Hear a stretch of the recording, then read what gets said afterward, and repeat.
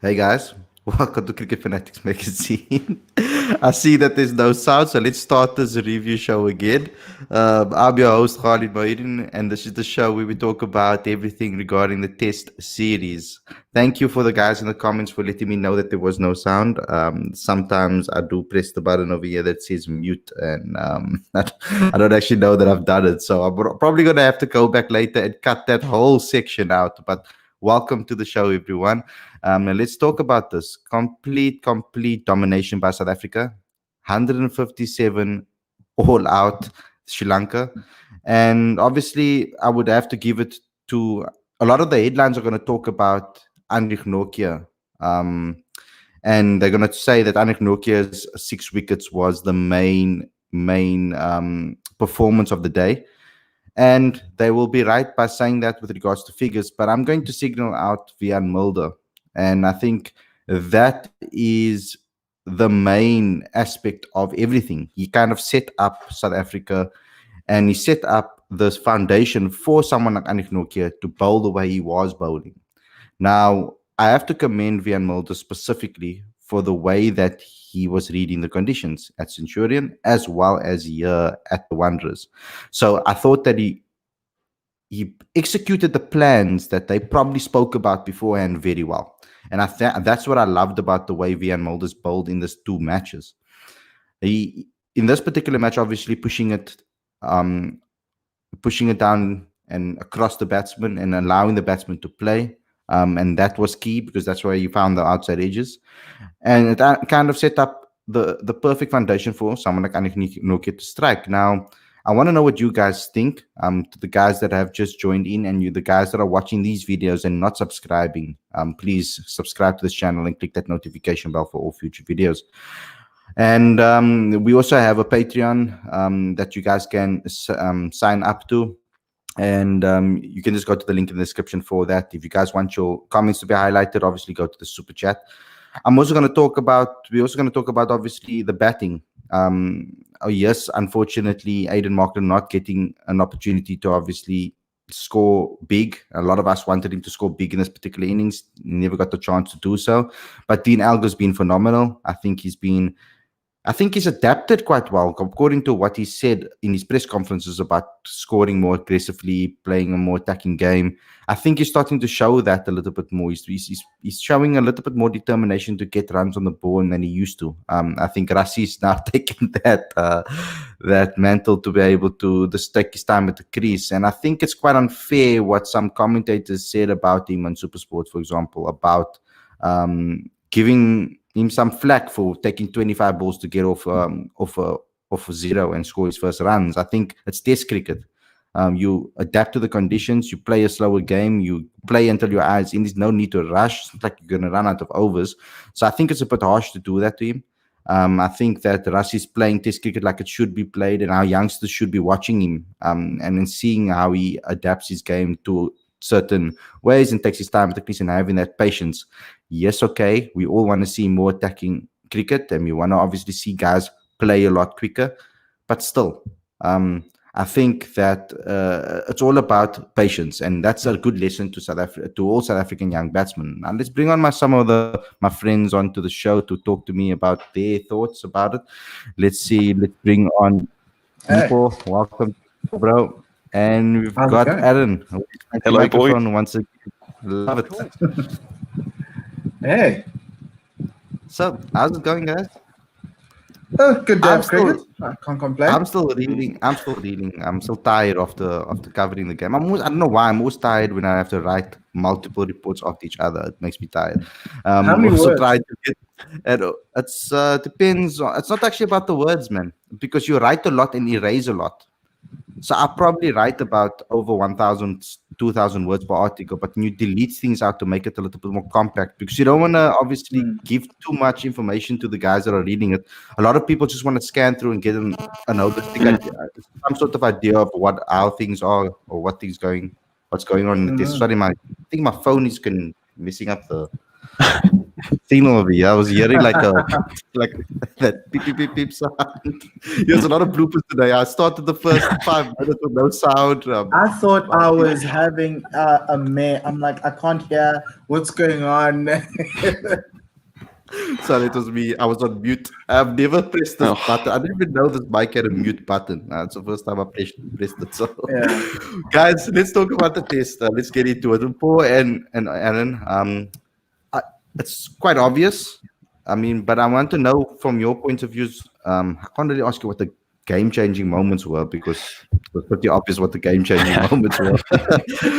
But if you had to take away, let's do it in this way. What could Sri Lanka have done better in this match? That's a good question to ask. Left the ball outside of stump. Yes, and on length as well. That's one key in South Africa, and it's something that Dean Elgar's done so well for many years now, and that is leaving the ball, on length. And they mentioned this in the commentary as well. Ramiz Raj, I believe it was, and it's such a key skill to take with you to South Africa, to Australia as well, where there's a lot more bounce in the pitches. And today, when you just look at the Sri Lankan batting, they were just throwing the kitchen sink at every single delivery. At times, it's just painstaking, to be honest, to watch it, because you just think this is day one. They've lasted for 40.3 overs in a test match. Like, just smarter batting. I know we keep on mentioning this, smart, aggressive batting and all that lot, and we take the mick out of it. But the fact is, they do need to play a much smarter brand of cricket. It's fair enough to go out there and play an actual game, like a Kusal Pereira, for example. But that's one batsman. The rest of the batting lineup need to be a bit more resilient, a bit more sturdy, a bit more impregnable per se, and actually put some runs on the board. Not at a million miles an hour. Just build a constant scoring rate. And that's something that Sri Lanka is struggling to do in this series. They continue to go out there. They're firing on all cylinders at 100% of the time. Whereas instead, as Impo rightfully said, they need to just leave some deliveries. I guarantee today that we could probably count on our fingers the amount of times that Sri Lanka actually left the ball. Because it was incredibly rare. It was just, baffling at times. It was the first 17 balls of Karunaratne's innings. He left well outside the stump. Yes, you could say Lungi was bowling slightly wider and not forcing Karunaratne to play, but it was also a strategy from Lungi to just try dry up the runs, and then you can then force them to make mistakes. It just got to a point where Karunaratne, after 9.5 overs of the match, deciding to start playing at a wide one. So essentially, to a certain extent, they have themselves to blame. There's nothing more that you can do. The only thing about it is I think Vian Mulder bowled an incredible spell in those 45 minutes to lunch, where he made the batsman play everything. Luto was making them play on the other end, but Vian was making the ball go into the left-hander, away from the left-hander. And that creates a lot of confusion, especially on top of the fact that there's extra bounce at the Wanderers as well. And so that also it was just a recipe for disaster for the Sri Lankans. Could I just add something quick on that point as well, with regards to Wian Mulder in particular? Because I was pondering this all day, and I was just thinking, this guy does remind me, actually, of English seamers. He seems like a very English seamer in the way in which he goes about his stuff. And I just looked at him today and I thought, right, he has a bit of Craig Overton in him. Now, whether or not that's a valid comparison or not, but I just thought that he's a very, very good bowler for Somerset in county cricket. And just the way in which he consistently takes wickets, consistently looks dangerous, and just hits the deck, really. I was really impressed with Wian Mulder and, of course, Enric Nokia as well. Those two were nothing short of exceptional today. Yeah, that's why I signaled out particularly Vian Mulder, because I thought that he was phenomenal, actually, in the way he batted. I'm just sending him quickly a message. Like, this is a chaotic review show, guys, but I love it. It's raw, guys. See, you're not going to get this raw type of broadcasting anywhere else. So subscribe to Cricket Fanatics Magazine.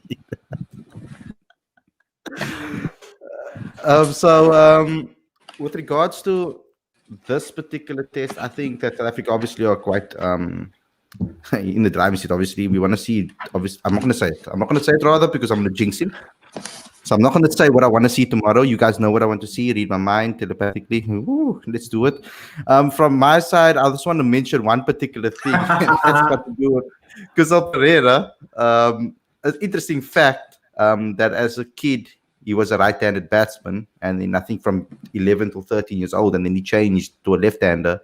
because to follow one of his heroes, obviously Joyceria. So that is actually quite interesting because he bats quite similarly. There's some similarities between the two batsmen actually, the way they stand at the crease and the way they play their shots and how they play cricket. So. But I tried to draw more similarities, and I went into depth, and I went at Cricinfo to look how many runs Joyceria scored in South Africa. And, unfortunately, only 15 average. So I was like, never mind, because Pereira is a guy that actually loves South African conditions. I mean, 150 the last time out, 250s already in this particular series. So I'm really enjoying watching him bat. Actually. The only person that I can really say that I enjoy watching actually in Sri Lanka, one of my favorite players is actually what? Why are you rolling guys? Who are you going to say? I love the Silva. He's one of my favorite players, and it's a pity that he's injured because I really love to watch him play. I don't know. It's just this whole demeanor at the crease. Why? What do you say? What about Wanindu Hasaranga, Mr. Boundaries? He's a pretty exciting batsman to watch when he's doing at number 8. He came in today 14 from 6. I know I'm singing his praises. Fair enough, he didn't bowl particularly well. But to be fair, wasn't really given a good enough field, in my opinion, by Karuna Ratner. But he's an interesting live boy. Taking shots at Dubabalo when he's not even here, Aaron. How low can you go, man? Come on, bro. This is genuine. This is... No. The fact is, Hasaranga, I actually think he could actually be batting a bit higher. I think 8 is a bit too low for him. I think 7. I agree. At least... No, he looks a lot more sure. He looks a lot more sure at the crease than the likes of Keshav, for example. Like Keshav bats well, but I think sometimes Keshav gets impatient and he swings at the ball sometimes. Whereas Hasaranga looks a lot more cautious and a lot more measured in his approach. Personally, that's my opinion. Guys that have just tuned in, thanks a lot for tuning in. You can smash that like button, please, and please subscribe if you haven't already. Guys, for tomorrow, just let's round us up because we have another show, guys. Later on, I forgot to tell you guys, we got another show tonight, and that's our show where we actually sit back and relax and enjoy our conversations, have a lot of fun. And it's majority going to be spoken. What's going to be spoken about there is majority about the domestic system. So, guys, please join over there, and please. That's the main show. That's the main Cricket Fanatics show. So please be involved in the super chat over there. We're going to be making special shout outs to our Patreons as well that have helped us produce that particular show. So take a look later on and bring your friends and tell your family to come watch it. It's a nice way to end your Sunday. I mean, it's 8 o'clock in the evening. You're not really doing much unless you binge watching some series. So come on, and you're watching some Premier League football if you support the teams that are playing tonight. But other than that, come chill with us if you don't like football. Paul, let's give you a roundup. What are you expecting tomorrow? And then you can end off, Aaron. South Africa to bat the whole day. Bat until you get to, I think, 500 or even 600, and then just declare and then try and see if you can't bowl Sri Lanka out in the third day. I think from Sri Lanka's perspective, I like the way Asita Fernando bowled to the right-handers. The Sri Lankans are having are more comfortable bowling to the right-handers, which is odd because they came to South Africa with a whole lot of left-handers, and this batting lineup has 5 left-handers, but they really are struggling to bowl to Dean Elgar. So I do think, I don't know where the wickets are going to come from. I think that's the big problem with Sri Lanka without their strike bowlers. And so they effectively require mistakes from South Africa. And to a certain extent, Asita Fernando's like a debutant. He bowled really well, but he needed to be more consistent to the right-hander. Rassi had a really tough time today in terms of being able to get the ball off the square. But that's the nature of Test cricket. Sri Lanka had a good spell. They bowled well. So I'm expecting South Africa to press on the advantage. They're only trailed by 9 by now. So tomorrow is just a batting day up until lunch on day 3, and then you'll see what is it, and hopefully you can bowl them out by the end of day 3, and we can go home. Yeah, that's where Sharanga Lakmal was a big loss for them, I feel, because he would have been excellent on these wickets. Yes, Aaron? In addition to that as well, you've got to think as well experience, and that is what Saranga Lakmal gives. He's the kind of guy who would give you a breakthrough here and there. But as Imposed rightfully said there, I hope South Africa just dig in, bat the whole day out, really press home their advantage, get a big score, of course, for the Proteas fans out there. Obviously, you want to get an easy win here, and it is on the cards. From a Sri Lankan perspective, And I'm just going to throw this out there. Let's say they really are struggling to get Dean Elgar out. Why not employ the leg slip or the leg gully? How about we see one of them, or get the backstop back out? Just employ something a bit more innovative, I think, because at the moment they've been a bit more cautious, a bit more conservative, in particular with the spin field as well. Tasaranga had all the men on the boundary. When if you look back to the last series, we had Don Bess and Joe Root, and they had all the men in on both the leg and the offside. So that's something I want to see. I want to see Sri Lanka be a bit more, assertive, I suppose, against South Africa tomorrow. Try and at least claw their way back in, show a bit of fight.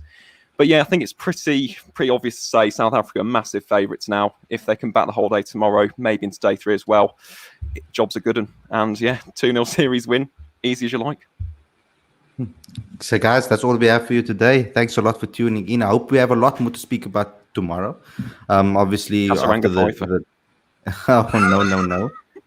So I hope you guys enjoy this video.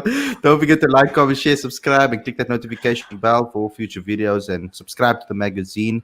The link is on the screen in the description. We've got kickerfanaticsmag.com for all updates. If you haven't signed up as a Patreon yet, on Patreon, please go head over to the link. It's in the description. If you have a business and you're looking to make sales online, even if your business is offline, free tutorial on this channel and link in the description. Thanks a lot, everybody, for watching. Let's see you later at 8 o'clock. Please join in on that show. Send it to all your friends and family, and I'll see you guys very, very soon. Take care, everyone.